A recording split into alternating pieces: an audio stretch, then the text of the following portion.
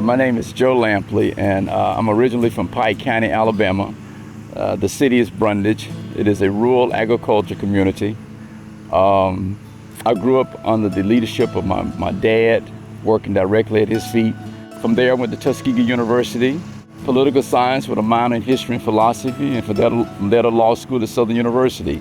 And that brings me to Huntsville, Alabama as a captain in the United States Army in the Judge Advocate General Corps, which means I was a lawyer for the military. And from there, 4 years after that, I went into private practice in Huntsville, and I've been in agriculture all my life. When I say all my life, I mean all my life. We operate a cow-calf operation. We've had as many as 150 mama cows. We've gotten rid of a lot of the older cows, and we've started that operation all over again with brand new young heifers. One of the most delightful part of our operation is our mentoring program, where we give students, high school and college kids, an opportunity to be exposed to cattle and livestock. And many of these kids will never have that opportunity. I am where I am right now in life because people of all different sexes and people of all different races, no one over the other, have made it possible, and they've invested in my life. I don't believe in that philosophy that you pick yourself up by your own bootstraps. I believe the philosophy is other people invested in you, you invested in yourself, and as a result of God bringing all that together, then you have the opportunity to succeed. When we first bought this operation back in 2002, we didn't have anyone close to us that could help us along the way. I met Ronnie Osteen. I don't know how I met him, but he came out to my ranch and he wanted to meet me and talk to me. And there were a lot of things that I didn't know, and he came across as being so honest and so genuine, never a salesperson, but someone who just wanted to share information. And then I was drawn to Mr. Posey, who recently passed. Same relationship.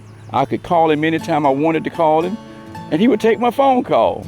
Just like Ronnie, they were not good salespeople, but they were just good, honest people who shared information. And I just believe, as a part of being a lawyer, if you just give people the information, they'll make the right decision.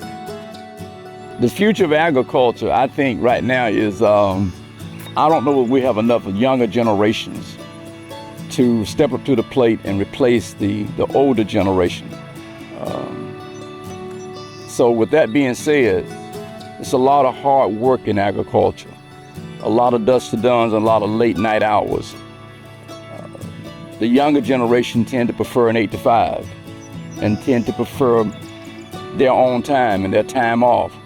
Unfortunately, when you're in agriculture, you don't have those privileges. Everything is weather driven or season driven. I think that question is still left to be answered. But from the standpoint of the co-op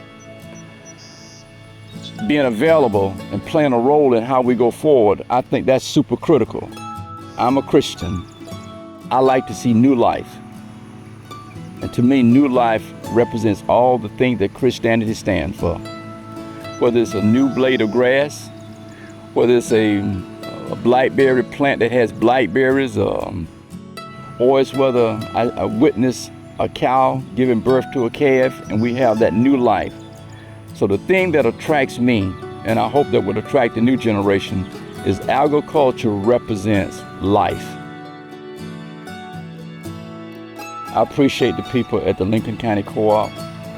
They've given me more than I've given them. Let me put it that way.